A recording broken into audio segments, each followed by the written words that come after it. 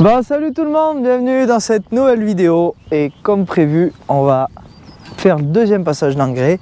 Une petite nouveauté en salle de traite, vous allez voir, ça me fait gagner du temps et peut-être du lait sur le long terme. Bon, avant tout, je voulais vous montrer, on a semé le gazon devant le bâtiment. D'ici la semaine prochaine, je dois aussi aller récupérer les paniers en ferraille pour faire les dés de maçonnerie. Si on pouvait faire ça avant les ensilages, ça serait pas mal. Bon voilà, petite pelouse semée. On a fait pareil là-bas derrière le mur. On viendra tondre ça après avec le petit tracteur tondeuse. Il ne manquera plus qu'à remettre le panneau. Dans le milieu, une petite vache, ça serait sympa. Faire un petit parterre avec des fleurs. Je pense qu'on va essayer de faire quelque chose de sympa. Et là, je voulais faire une petite haie pour couper la neige en hiver. Bon, voilà un petit peu ce qui s'est fait cette semaine. J'ai également désherbé les céréales, mais ça demande un peu de concentration, de ne pas mélanger les produits, pas faire de bêtises. J'ai pas filmé. C'était du désherbage de printemps. Il y avait de la Véronique à tuer et quelques cotylédons. Donne, je sais plus. Pas un grand expert en désherbage, on n'en fait pas souvent sur la ferme, donc voilà un petit peu. Bon, sinon, ensuite, je vous explique pas mal de choses dans cette vidéo. Il y a moins de prise de vue, beaucoup de blablatage, et je vous parle un peu de 2-3 projets qui vont se mettre en place d'ici pas longtemps sur la ferme. Je vous donne quelques indices, à vous d'essayer de trouver, donc voilà, si vous voulez suivre l'aventure Smith Printemps, restez bien connectés, et pour ça, je vous propose de vous abonner, c'est encore gratuit, il faut en profiter. Allez, bonne vidéo!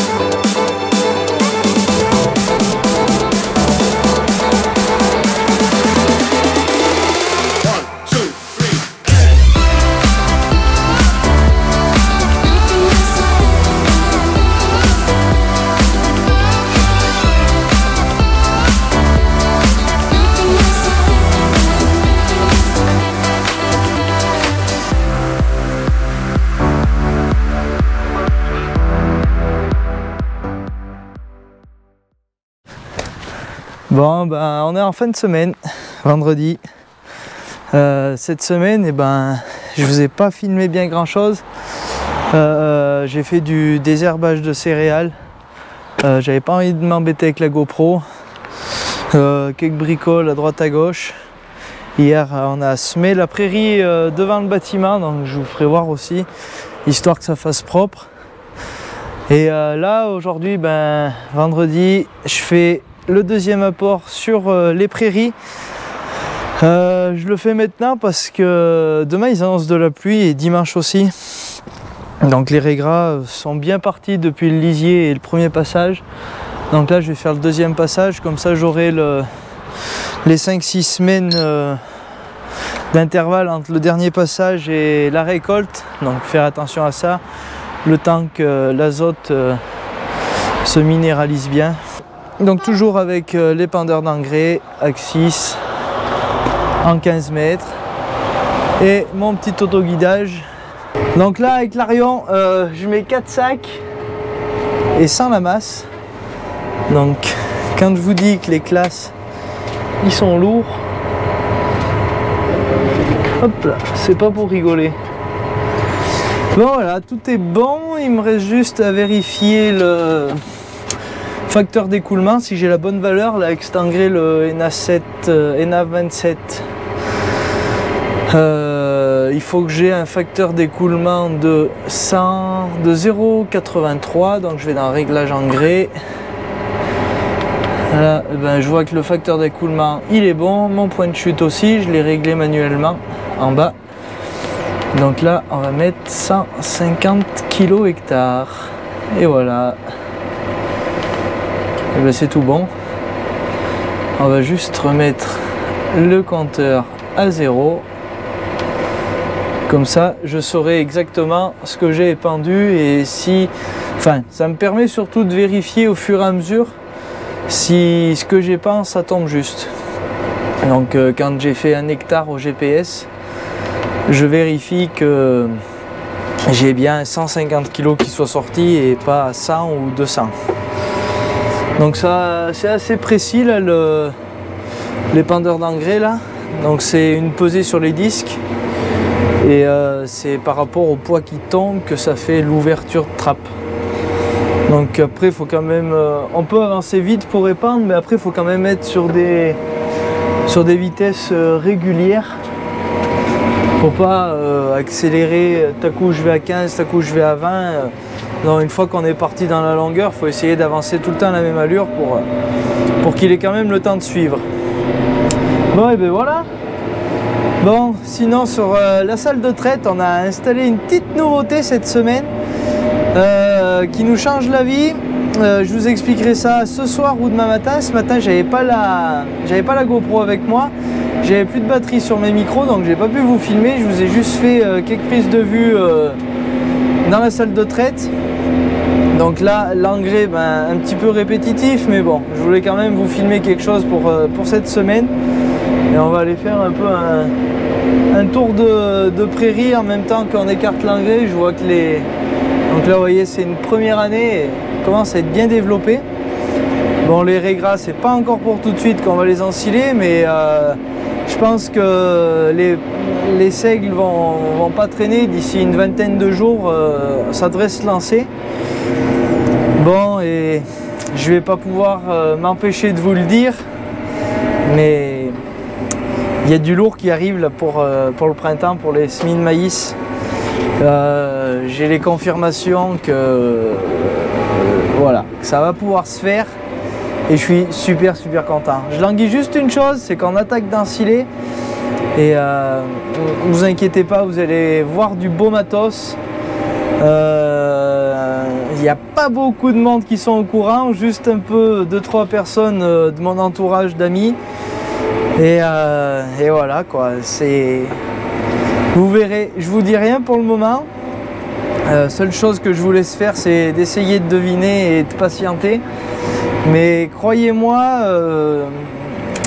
l'an dernier la barre était haute, mais cette année, je crois que la barre peut être encore plus haute si tout se passe bien. Et franchement, si j'arrive à faire des tels projets, c'est aussi en partie grâce à vous. Donc vous me faites confiance, je vous fais confiance. Pour aller voir les constructeurs et être un minimum crédible quand je lance des projets comme j'ai lancé celui-là. Donc j'y travaille depuis le sommet de l'élevage, mais là ça y est, ça va se concrétiser. J'ai eu les confirmations de 2 machines qui seraient en démo sur la ferme. Mais voilà, je vous en dis pas plus. Vous avez déjà quelques indices. Et puis voilà, bon, allez, moi je viens d'arriver à ma première parcelle, donc je mets ma prise de force là, j'ai mon régime moteur qui est pré-réglé pour l'épandeur d'engrais, mon volet de bordure est déjà mis, donc là il fait sa petite calibration pour vérifier que les disques tournent bien à 540. Moi, je vous parle, j'ai pas été assez vite, il faut que j'aille chercher ma parcelle dans l'autoguidage. Donc ce qui est bien, c'est à chaque fois que je rentre dans une parcelle, j'ai toute ma liste de parcelles et celle dans laquelle je suis, elle remonte en tête de liste. Donc là, je suis au Pirou. Bon, vous voyez, commence à y avoir de l'herbe. Hein. Ça commence à pas être vilain. Et je pense que c'est un peu le... Bon, c'est pas le dernier moment, mais c'est bien le moment pour passer, pour éviter de trop gazer l'herbe et de trop en abîmer. Et par contre, on peut voir... Je sais pas si on le voit à la GoPro, mais les passages de roues ont fait mal avec la tonne. Ça c'est vraiment à cause des gelées printanières qu'on a eues cette année. Les autres années ça fait pas ça. Et voilà quoi. Chaque année ça devient un petit peu plus compliqué, j'ai l'impression, avec ces histoires de gel au printemps. Et là ouais, ça a bien marqué les passages de la tonne, donc bon, on fait comme ça quoi, mais bon, c'est un petit peu embêtant. Allez, je suis parti, j'ai juste à recentrer ma ligne. Voilà, quand je fais des travaux comme ça à l'engrais où j'utilise généralement qu'une seule ligne dans la parcelle, je recentre ma ligne que j'ai précédemment fait, donc quand j'ai fait de précédents travaux.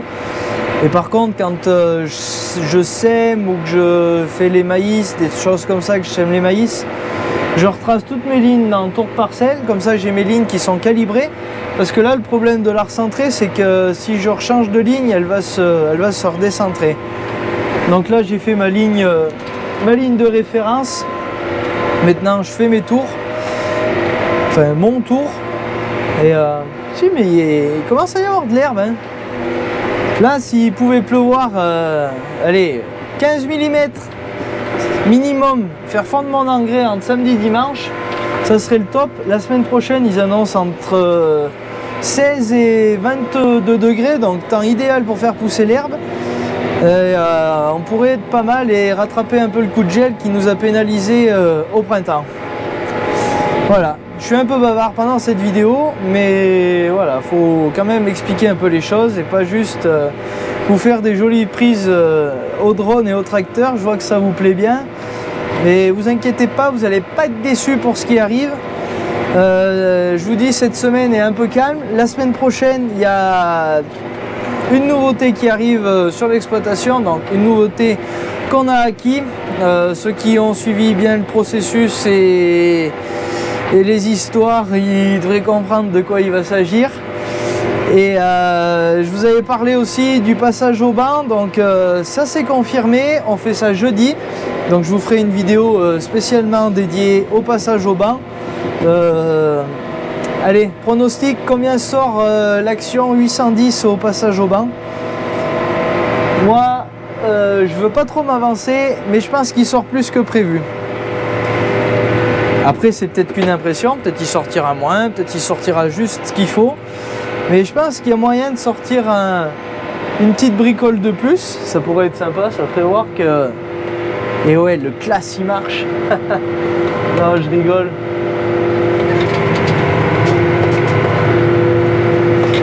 On verra ça au moment où on passera sur le banc d'essai. Donc il y a également mes voisins qui viennent là, avec le T7 225. Il y a un collègue à moi, on habite juste à côté, qui a acquis le 6150R que j'avais essayé l'an dernier. Donc il l'a acquis sur son exploitation et il veut le faire passer également au banc. Donc il y aura ce tracteur, il y aura un 6155R je crois ou un 7530. Je me rappelle plus ce qu'il m'a dit avec quoi il venait. Il y aura un 6175M et un 6195. Donc voilà, il y aura des beaux tracteurs à passer au banc et j'ai hâte de le faire. Et je pense qu'il y a moyen de faire une petite vidéo sympa. Voilà. Bon, je vous passe quelques images au drone, voilà, de ce que je fais cette semaine. Je suis désolé, c'est un petit peu les mêmes choses là depuis 2-3 semaines.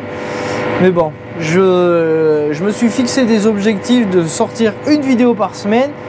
Même si ça fait un petit peu moins de vues, je préfère tenir mes objectifs et pas relâcher l'attention. Voilà, allez, moi je fais mon engrais et je vous reprendrai dans la salle de traite.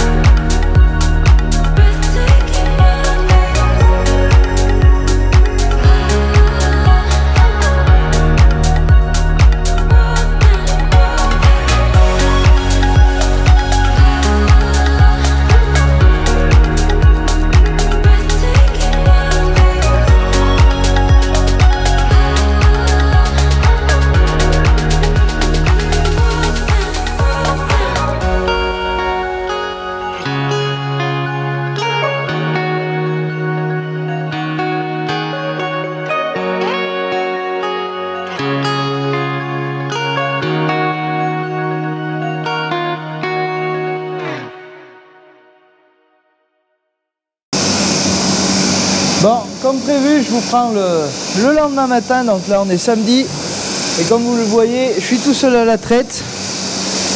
Bon, je vous ai filmé juste avant un passage où je fais tout le protocole de traite, donc de faire entrer les vaches jusqu'à les brancher et qu'elles ressortent. Donc je vais vous le passer. Ça risque d'être un petit peu long pour vous, mais en réalité ça va vite parce que je vais vous le laisser à temps réel pour que vous puissiez vous rendre compte à la vitesse à laquelle on peut traire. Donc comme je vous l'ai dit, on a eu une petite nouveauté cette semaine sur la salle de traite. Ça se voit pas, mais j'ai presque envie de dire que c'est révolutionnaire sur une grille de traite classique, et ça me fait gagner énormément de temps sur la traite. Donc ce système, ça s'est rajouté sur les griffes et ça se passe surtout là-haut dans les électrovannes. Donc ce système, c'est l'Invent, donc c'est une invention d'ADF Milking. Donc je vais vous expliquer en quoi ça consiste. Donc en gros, quand on branche une vache, il y a une aspiration qui est réalisée, un effet de suçon qui fait descendre le lait. Et donc ça se mesure je me rappelle plus de l'unité de mesure. Donc le vide, ça s'appelle de faire le vide. En gros, vu que ça comprime, c'est un effet de vide. Et le manchon fait étanchéité pour pas qu'il y ait de prise d'air en fait. Et donc en fait, c'est un petit peu technique à expliquer. Donc sur une griffe classique, le vide est de 46 kPa, je crois que c'est des kPa. Donc allez, en mettant, on va dire des kPa. Donc le vide est à 46. Et le risque, c'est de faire de la surtraite, de créer des anneaux sur les trayons, donc à ce niveau-là, de créer un anneau. Et de ce fait, ça stresse la vache, ça lui comprime le trayon, ça lui fait mal. Et elle écoule moins bien son lait, elle se traite moins bien en fin de traite parce que ça lui fait mal. Elle écoule moins bien son lait et parfois elles finissent de ne pas se traire comme il faut. Ce qui peut donc créer des infections mammaires, donc des infections du quartier, donc des mammites. Et donc ADF a inventé l'Invent, ça s'appelle, et c'est en fait la ventilation intelligente du trayon quartier par quartier. Et c'est là que c'est ultra intéressant, parce qu'on se rapproche vraiment d'une traite quartier par quartier, identique à un robot. Donc là, vous voyez, j'ai toujours mes deux tuyaux. Donc le fin, c'est le produit de trempage et la désinfection en fin de traite. Et le gros, c'est l'arrivée d'air qui précédemment servait juste à envoyer de l'air pour sécher l'intérieur de la griffe et pas qu'il y ait de résidus de produits ou d'eau dans le manchon. Et donc ADF a eu l'invention de se servir de ce tuyau pour envoyer de l'air sur la partie supérieure du manchon entre chaque pulsation de la salle de traite pour décomprimer la chambre supérieure du trayon et pour pas que ça fasse mal à la vache. Et donc quand ça envoie de l'air, on tombe à 25 kPa. Et voilà, c'est vraiment super bien pensé, je trouve. Bon, là je vous parle, je me suis fait gagner un petit peu. Donc, par exemple sur cette vache, voyez, il y a ce quartier qui s'est trait en dernier, donc ça continuait de traire. Et sur les autres quartiers, la vache n'était pas stressée, ça lui faisait pas mal et elle a pu finir de se traire tranquillement. Et voilà. Donc les vaches qui se traisaient bien se traient encore mieux. Et les vaches qui étaient un petit peu plus difficiles à traire, elles commencent à s'adapter au système, parce que ça fait que 2-3 jours qu'on l'a mis en place. Donc il faut quand même... Oh pardon pour le bruit. Donc les vaches qui se traisaient moins bien, elles commencent à s'habituer au système et à se traire de mieux en mieux. Donc c'est une option qu'on a fait rajouter. Ça se passe surtout dans les électrovannes et les cartes électroniques. Et le système est vraiment bien pensé. Et donc ça envoie de l'air. Je ne sais pas si vous la voyez là. Là il y a une buse sous mon doigt. Donc l'air arrive dans cette buse et ça permet de décomprimer la chambre supérieure du quartier et d'éviter de faire des anneaux de traite et d'abîmer le bout des sphincters. On n'y croyait pas trop et franchement les vaches se traisent beaucoup plus vite, elles sont moins stressées, ça marche, ça a l'air bien marcher. Et quand tout seul avant j'arrivais à en tenir à la salle de traite, mais là la salle de traite ça carbure maintenant. Donc pour vous donner un ordre d'idée, bon là j'aurais pas rempli mon objectif, mais grosso modo le matin j'arrive à traire à peu près 80 vaches à l'heure. Elles ont plus de lait le matin, donc forcément il faut quand même plus de temps pour écouler le lait. Et le soir 90 vaches à l'heure à peu près. Et je pense à 2, on n'a pas retrait à 2 encore le soir. Je pense à 2 on peut monter à pas loin de 100 vaches à l'heure. Donc il y a vraiment une cadence de traite qui est améliorée, qui avait déjà été beaucoup améliorée grâce aux griffes ADF qui trempent et désinfectent en fin de traite. Donc en plus là vous voyez sur cette vache, je ne vais pas la toucher parce qu'elle est un petit peu vive. Vous voyez on a une bonne qualité de trempage, le sphincter au bout voilà, est bien bouché. Donc le trempage c'est beaucoup psychologique.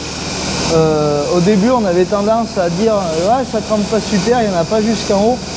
Mais c'est pas en haut que les bactéries elles rentrent, c'est par le bas, par le sphincter. Donc du moment qu'il y a un quart du crayon qui est rempli, qui est trempé de produit, il n'y a pas normalement il n'y a pas de risque. Donc là, depuis, on avait eu quelques mammites, je vous l'avais dit, parce qu'on avait un petit problème de ventilation du bâtiment, donc c'était des mammites environnementales. Et là, ça faisait 5 semaines qu'on n'avait pas eu de mammites. On en a eu une, là, à la mise en place, parce qu'on avait voulu changer le diamètre des manchons. Et la première traite qu'on a fait avec, les griffes ne tenaient pas. Donc on est repassé à un manchon diamètre 23 comme on avait. Et il y avait eu une vache qui s'était mal traite, qui était passée à l'as. Et le lendemain, il y a eu une petite mamite, donc rien de méchant. Et donc là, on va voir tout au long de l'été comment ça se passe. Mais là, pour le moment, ça a l'air prometteur. Donc voilà, pour les explications.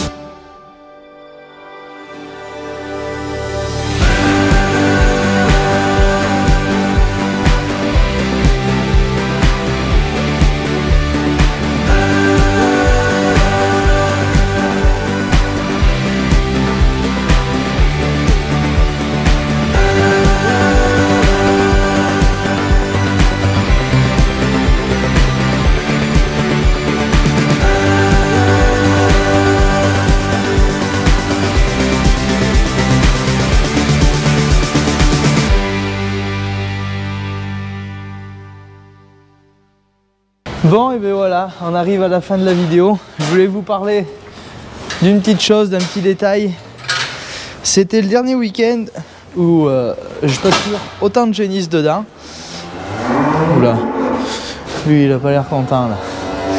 Taureau croisé Red Holstein pour du rattrapage sur les génisses qu'on n'arrive pas à faire retenir au bout de 3-4 IA. Donc je vous disais, tout ça, donc à partir de cette génisse jusqu'à la barrière là-haut de la séparation des vaches taries, tout ça c'est des génisses pleines. Donc celles qui vont véler le plus tôt, on va les mettre à l'herbe. La semaine prochaine, plutôt fin de semaine, il faut qu'on aille faire quelques clôtures avant. Donc ça va partir dehors. L'herbe a commencé de pousser, le tas d'enrubanage commence à diminuer. Donc là on est un peu à la charnière où il faut prendre la décision d'en mettre un peu dehors parce que ça va pas tenir encore longtemps. Là j'ai donné pour 2 jours. Bon, vous allez me dire il y a à bouffer, mais vous verrez lundi matin il y aura plus rien. Là j'ai donné 5 boules d'enrubanage, donc il y a ça, c'est de l'enrubanage prairie naturelle première coupe.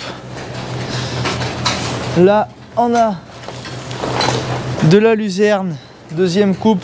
Je me rappelle pas si vous vous en souvenez, c'était quand j'avais été chez un collègue, on avait ramassé ça au Merge Max.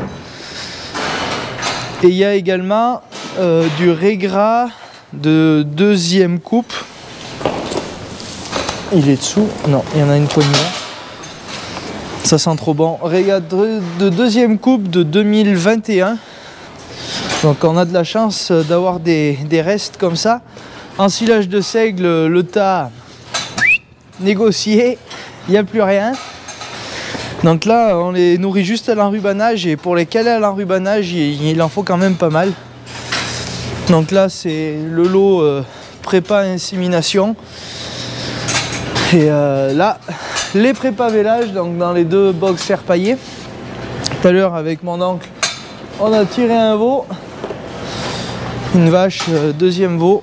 Il a fallu tirer un joli petit mâle. Et puis voilà, il y a tout qui roule. Donc là je viens aussi de donner le maïs aux vaches taries. Donc là vu qu'on est samedi, je donne pour 2 jours. Comme ça le dimanche il y a juste à repousser. Donc les logettes sont faites, tout est raclé. Pareil le samedi, on racle le samedi, samedi matin. Là il est 12h15. On a bientôt fini le boulot. Enfin moi j'ai fini le boulot, il me restera juste à refaire la mélangeuse pour demain matin et cet après-midi. Je ferai ça. Comme ça je pourrai aller vous faire le montage de la vidéo. Donc semaine prochaine, je vous résume, nouveauté matériel, passage banc d'essai, sortir les génisses. Et je crois qu'il y a autre chose qui arrive. Je ne vous en dis pas plus. Voilà, allez, moi je vous dis bonne semaine à tous. Ah si, je l'ai oublié. Je sais pas si vous vous souvenez, en 2021, j'avais sorti une vidéo comme ça à l'arrache. J'avais filmé un peu Alicia, ma copine, en train de faucher. La vidéo est arrivée à 200 000 vues. Quelle fierté!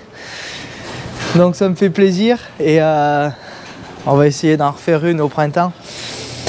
Je ne sais pas sur quoi, quelque chose de large.